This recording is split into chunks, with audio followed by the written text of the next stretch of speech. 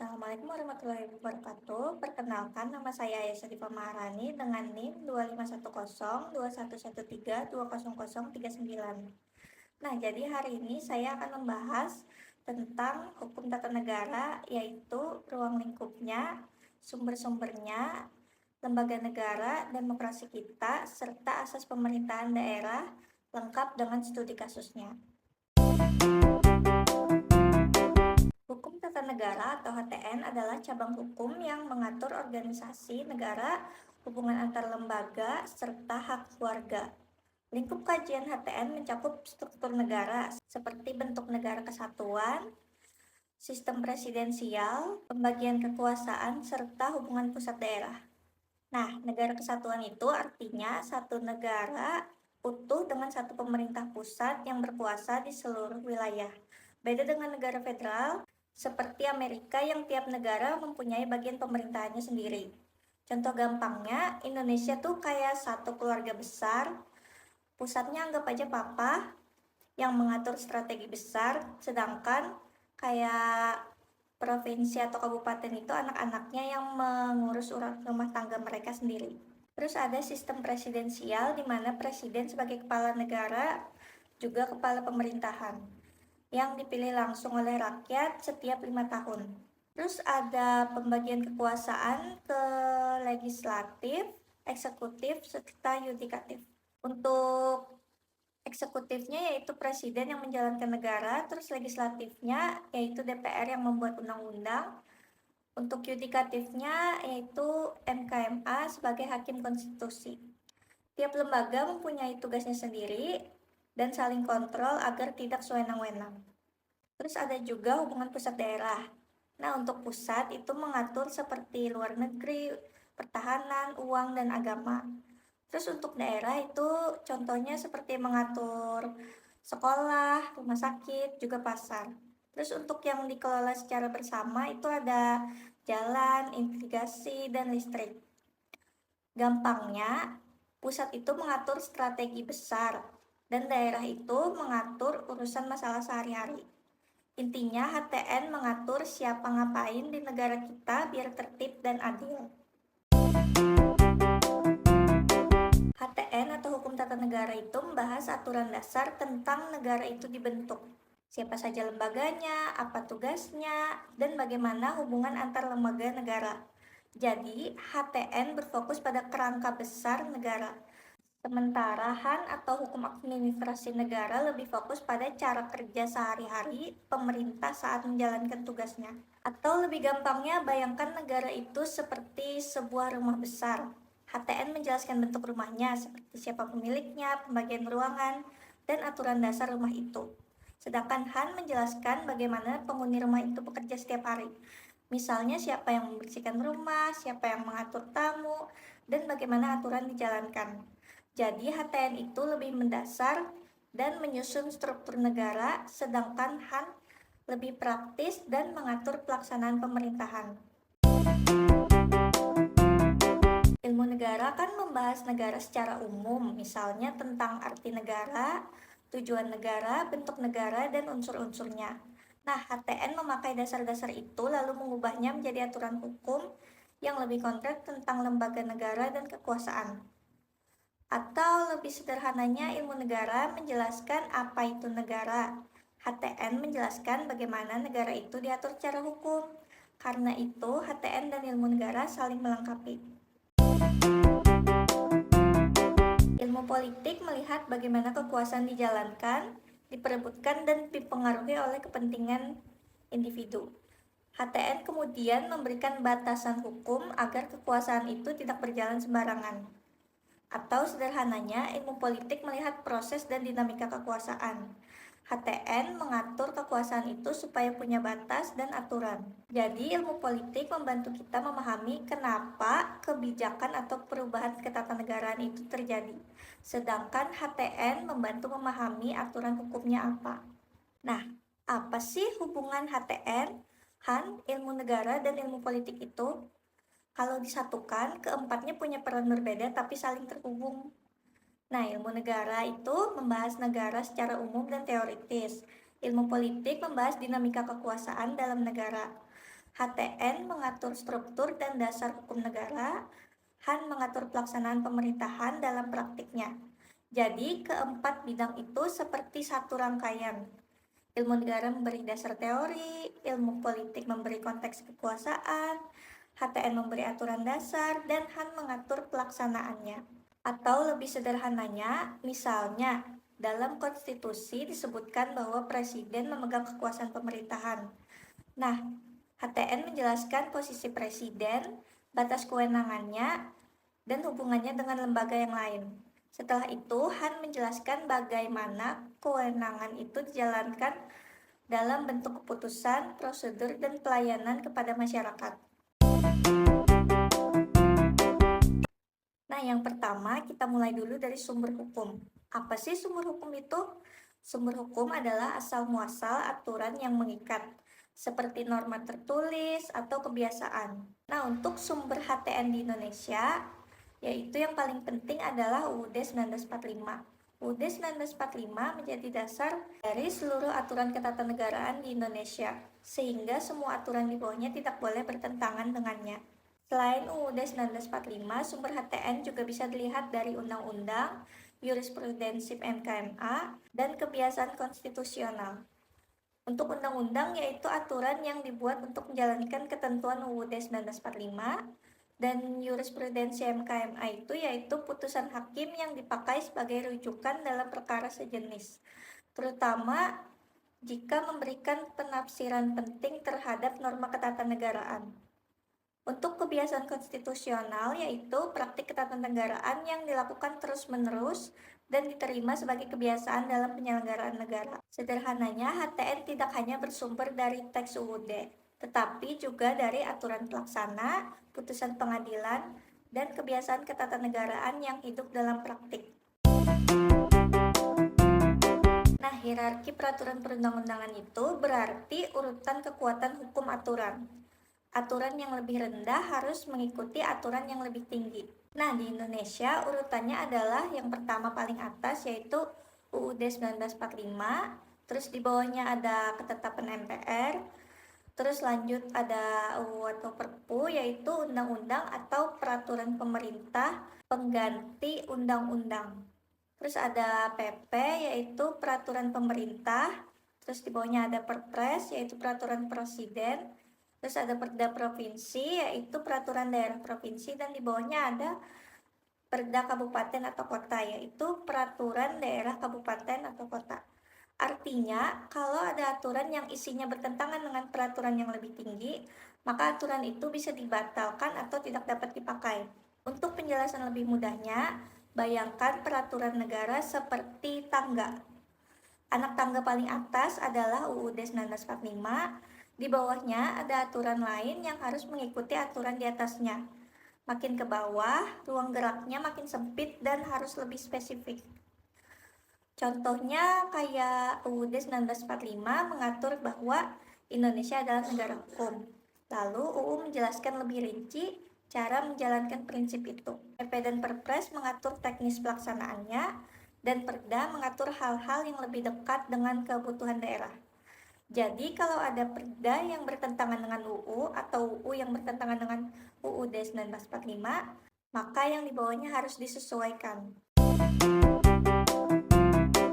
Lembaga negara yang utama, khususnya di Indonesia, pada dasarnya dibagi berdasarkan fungsi utamanya, yaitu membuat aturan, menjalankan pemerintahan, dan mengadili sengketa atau hukum. Pembagian ini biasa disebut pembagian kekuasaan agar tidak ada satu lembaga yang terlalu dominan. Nah, yang pertama ada lembaga legislatif, yaitu terdiri dari MPR, DPR, dan DPD. Tugas utamanya berkaitan dengan pembentukan undang-undang dan pengawasan terhadap jalannya pemerintahan. MPR berperan dalam hal ketatanegaraan yang paling dasar, yaitu melantik presiden dan wakil presiden, juga mengubah UUD. Dan untuk DPR yang punya fungsi utama legislasi, yaitu seperti anggaran dan pengawasan. Jadi DPR bukan hanya membuat UU, tetapi juga mengawasi pemerintahan. Terus ada DPD yang mewakili kepentingan daerah, terutama urusan yang terkait otonomi daerah, hubungan pusat daerah, dan hal-hal yang menyangkut daerah. Sederhananya, Lembaga legislatif itu seperti pembuat aturan dan pengawas jalannya negara.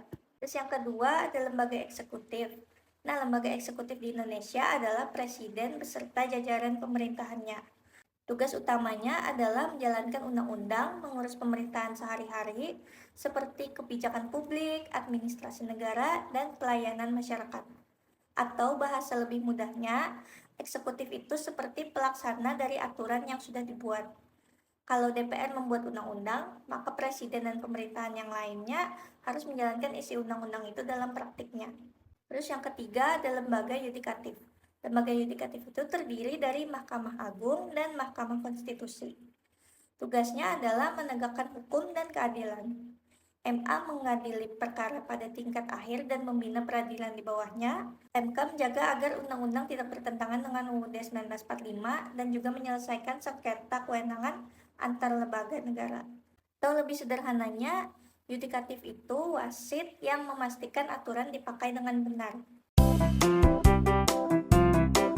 Nah, kewenangan adalah hak atau kuasa resmi yang dimiliki suatu lembaga untuk melakukan tugas tertentu. Karena itu, setiap lembaga negara punya batas kerja sendiri agar tidak saling tumpang tindih. Seperti DPR yang membuat UU, menyetujui anggaran, dan mengawasi pemerintah melalui hak interpelasi, angket, dan menyatakan pendapat. Nah, untuk presiden itu tugasnya menjalankan pemerintahan dan melaksanakan undang-undang. Dan MK menguji undang-undang terhadap Undang-Undang Dasar 1945 dan menjaga konstitusi. Artinya, dalam sistem negara, setiap lembaga punya peran masing-masing supaya kekuasaan tetap seimbang. Terus ada juga lembaga independen. Selain lembaga utama, ada juga lembaga independen seperti KPK, KY, dan BPK. Lembaga ini tidak berada langsung di bawah presiden, sehingga diberi ruang untuk bekerja lebih bebas dan objektif. Yang pertama ada KPK. Nah, KPK itu bertugas mencegah dan menindak korupsi, termasuk penyelidikan, penyidikan, penuntutan, dan supervisi terhadap penegakan hukum korupsi. KPK dibuat karena korupsi dianggap terlalu serius jika hanya ditangani oleh lembaga biasa. Atau bahasa mudahnya, KPK adalah tim khusus anti korupsi. Nah, terus yang kedua ada KY atau Komisi Yudisial. Komisi Yudisial berhubungan dengan pengawasan perilaku hakim dan menjaga kehormatan lembaga peradilan. Komisi ini penting agar hakim tetap profesional dan tidak menyalahgunakan wewenang. Atau sederhananya, komisi ini adalah pengawas etika hakim. Lalu yang ketiga ada BPK. BPK bertugas memeriksa pengelolaan dan tanggung jawab keuangan negara. Ini penting supaya uang negara dipakai dengan benar dan bisa diaudit secara independen. Atau bahasa mudahnya BPK adalah pemeriksa keuangan negara. Nah, lembaga-lembaga ini sering banget dipolitisasi tahu, karena lembaga-lembaga independen menangani isu-isu sensitif kayak korupsi, kekuasaan, dan keuangan negara. Mereka sering menghadapi tekanan politik. Misalnya keputusan atau pemeriksaan yang menyangkut pejabat tertentu bisa memunculkan resistensi atau upaya melemahkan lembaga tersebut. Jadi, ketika orang bilang lembaga seperti KPK sering dipolitisasi, maksudnya adalah pekerjaan hukum yang seharusnya objektif, kadang ikut ditarik ke kepentingan politik. Ini membuat kerja lembaga independen ini tidak selalu mudah. Nah, yang pertama, sebelum itu kita bahas dulu demokrasi. Apa sih demokrasi itu? Demokrasi adalah sistem pemerintahan yang menempatkan rakyat sebagai pemegang kekuasaan tertinggi. Karena itu, pemerintah harus bekerja untuk kepentingan rakyat, bukan untuk kepentingan satu orang atau kelompok tertentu. Atau secara sederhananya, demokrasi berarti oleh rakyat, dari rakyat, dan untuk rakyat. Jadi demokrasi itu bukan sekedar ada pemilu, tetapi juga soal apakah suara rakyat benar-benar dihormati dalam pemerintahan. Nah, demokrasi di Indonesia itu menganut demokrasi Pancasila, yaitu demokrasi yang didasarkan pada nilai-nilai Pancasila dan UUD 1945. Artinya, demokrasi di Indonesia tidak hanya menekankan kebebasan, tetapi juga musyawarah, gotong royong, keadilan sosial, dan tanggung jawab moral. Indonesia juga memakai sistem presidensial, artinya presiden menjadi kepala negara sekaligus kepala pemerintahan. Dalam sistem ini ada prinsip check and balance, yaitu kekuasaan antar lembaga negara saling mengawasi agar tidak ada yang terlalu kuat. Atau bahasa mudahnya, negara Indonesia tidak dijalankan oleh satu lembaga aja, tapi ada pembagian peran supaya kekuasaan itu tetap seimbang. Nah, beberapa ciri-ciri penting demokrasi di Indonesia itu ada kayak adanya pemilu berkala untuk memilih wakil rakyat dan pemimpin negara. Terus ada banyak partai politik sehingga rakyat punya pilihan yang beragam. Terus ada keputusan politik, idealnya mengutamakan musyawarah dan kepentingan bersama. Terus ada juga kekuasaan dibatasi oleh konstitusi dan undang-undang. Sederhananya, demokrasi di Indonesia berusaha menggabungkan kebebasan memilih dengan tanggung jawab sosial.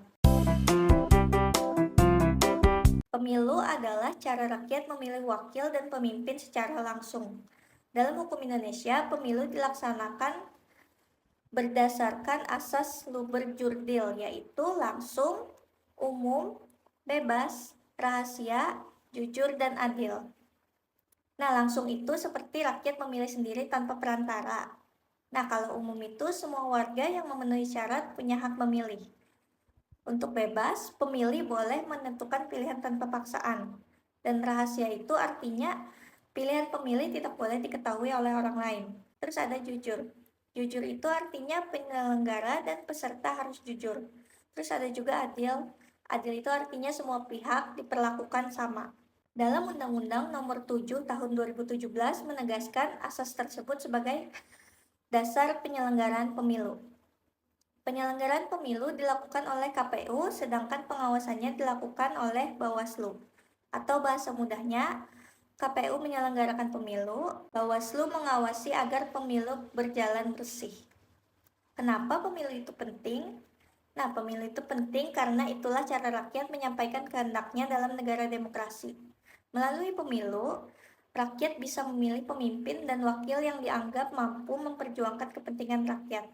Kalau pemilu berjalan jujur dan adil, hasilnya lebih dipercaya rakyat. Tetapi kalau pemilu dipenuhi kecurangan, demokrasi menjadi melemah. Walaupun Indonesia sudah demokratis, praktiknya masih punya tantangan. Salah satunya money politics atau politik uang.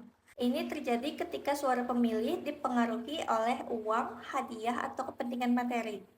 Masalahnya, ini berbahaya karena membuat pilihan rakyat tidak lagi murni berdasarkan kualitas calon, melainkan karena imbalan sesaat.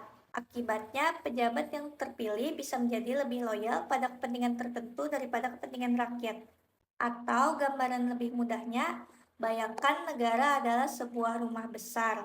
Nah, demokrasi itu adalah aturan bahwa penghuni rumah ikut menentukan arah rumah itu. Nah, kalau pemilu itu cara memilih siapa yang mewakili penghuni rumah. KPU itu sebagai pihak yang mengatur pemilihan, Bawaslu itu sebagai pihak yang memastikan tidak ada kecurangan. Nah, kalau money politics itu ketika orang mencoba membeli pilihan penghuni rumah. Nah, dalam penyelenggaraan pemerintahan Indonesia ada 3 asas penting, yaitu desentralisasi, dekonsentrasi, dan ada tugas pembantuan. Ketiganya dipakai supaya urusan pemerintahan bisa berjalan lebih efektif, tetapi tetap sesuai dengan bentuk negara kesatuan. Atau sederhananya, negara tidak mungkin semua urusan dikerjakan langsung dari pusat. Jadi sebagian dibagi ke daerah dengan cara yang berbeda-beda. Nah, yang pertama tadi ada desentralisasi. Desentralisasi adalah penyerahan urusan pemerintahan dari pemerintah pusat ke daerah otonom berdasarkan asas otonomi. Daerah otonom berarti daerah yang punya hak, wewenang, dan kewajiban untuk mengatur serta mengurus kepentingannya sendiri. Atau bahasa lebih mudahnya, desentralisasi itu seperti pusat yang memberikan kepercayaan kepada daerah untuk mengurus rumah tangganya sendiri. Misalnya, pemerintah daerah bisa mengatur urusan tertentu yang lebih dekat dengan kebutuhan masyarakat setempat. Karena itu, desentralisasi membuat pelayanan publik bisa lebih cepat dan lebih sesuai dengan kondisi daerahnya.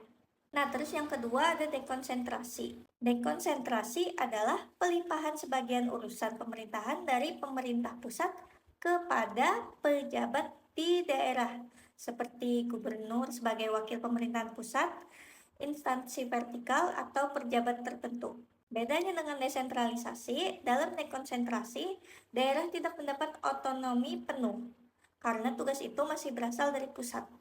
Atau bahasa lebih mudahnya, dekonsentrasi itu seperti pusat tetap memegang kendali tetapi pelaksanaannya dikerjakan oleh wakil pusat di daerah. Jadi yang dikerjakan adalah tugas administratif atau tugas pusat yang disebarkan ke wilayah tertentu, bukan wewenang daerah sendiri. Ini penting karena ada urusan tertentu yang memang harus tetap seragam secara nasional. Terus yang ketiga ada tugas pembantuan. Tugas pembantuan adalah penugasan dari pemerintah pusat kepada daerah atau dari pemerintah daerah yang lebih tinggi kepada daerah yang lebih rendah untuk membantu melaksanakan tugas tertentu. Biasanya tugas ini bersifat khusus atau sementara.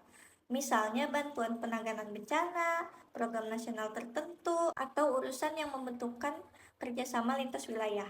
Bahasa lebih mudahnya, tugas pembantuan itu seperti kayak tolong dong bantu kerjakan tugas ini, tetapi tugas asalnya tetap milik yang memberikan tugas. Jadi daerah membantu melaksanakan, tetapi bukan berarti urusan itu sepenuhnya menjadi milik daerah. Atau perbedaan yang lebih mudah dipahami lagi, kayak gampangnya desentralisasi itu pusat menyerahkan urusan kepada daerah otonom sehingga daerah punya wewenangnya sendiri. Nah, dekonsentrasi itu pusat melimpahkan urusan kepada pejabat atau wakil pusat di daerah tetapi tanpa otonomi. Nah, kalau tugas pembantuan itu daerah diminta melaksanakan tugas tertentu dari pusat atau pemerintah yang lebih tinggi. Atau kalau dibuat ibarat, desentralisasi itu daerah boleh mengatur sendiri. Dekonsentrasi itu daerah hanya menjalankan perintah pusat. Nah, kalau tugas pembantuan itu daerah membantu mengerjakan tugas khusus. Nah, kenapa sih tiga asas ini penting? Nah, ketiga asas ini membuat pemerintahan lebih efisien dan tidak menumpuk di pusat. Desentralisasi membantu daerah lebih cepat melayani masyarakat. Dekonsentrasi menjaga agar kebijakan pusat tetap berjalan di daerah. Dan tugas pembantuan membantu urusan tertentu agar selesai dengan baik. Dalam negara kesatuan seperti Indonesia, pembagian seperti ini penting supaya pemerintahan tetap terpusat pada prinsip tetapi fleksibel dalam pelaksanaan. Nah, untuk contoh kasus di sini kita bisa mengangkat kasus di Papua.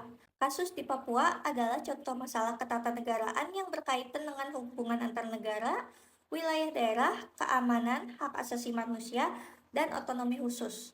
Secara sederhana, ini adalah persoalan tentang bagaimana pemerintah pusat mengatur Papua, bagaimana hak masyarakat Papua dilindungi, dan apakah kebijakan negara sudah sesuai dengan UUD 1945 serta prinsip negara hukum.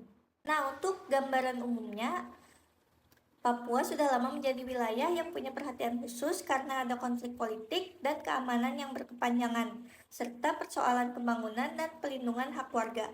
Nah, di sisi lain, Papua juga memiliki otonomi khusus, yaitu kewenangan yang lebih luas untuk mengatur daerahnya sendiri dalam kerangka NKRI. Atau lebih mudahnya, kasus Papua itu bukan cuma soal konflik keamanan, tetapi juga bagaimana negara hadir di Papua dengan adil, manusiawi, dan sesuai hukum. Nah, kenapa sih kasus Papua ini menjadi masalah ketatanegaraan? Kasus Papua masuk ke hukum ketatanegaraan karena menyangkut batas kewenangan pemerintah pusat dan daerah, perlindungan hak asasi manusia, penggunaan kekuatan negara dalam keadaan tertentu, dan efektivitas otonomi khusus yang diberikan kepada Papua. Atau sederhananya, pertanyaannya adalah apakah aturan dan kebijakan negara di Papua sudah berjalan sebagaimana mestinya? Nah, beberapa isu utama dalam kasus Papua ini adalah konflik bersenjata dan pendekatan keamanan yang berkepanjangan, dugaan pelanggaran HAM seperti pembunuhan di luar hukum, penghilangan paksa, dan penyiksaan. Terus ada juga ketimpangan pembangunan layanan publik, serta pertanyaan apakah otonomi ini khusus benar-benar memberi ruang yang cukup bagi masyarakat Papua untuk mengurus kepentingannya sendiri.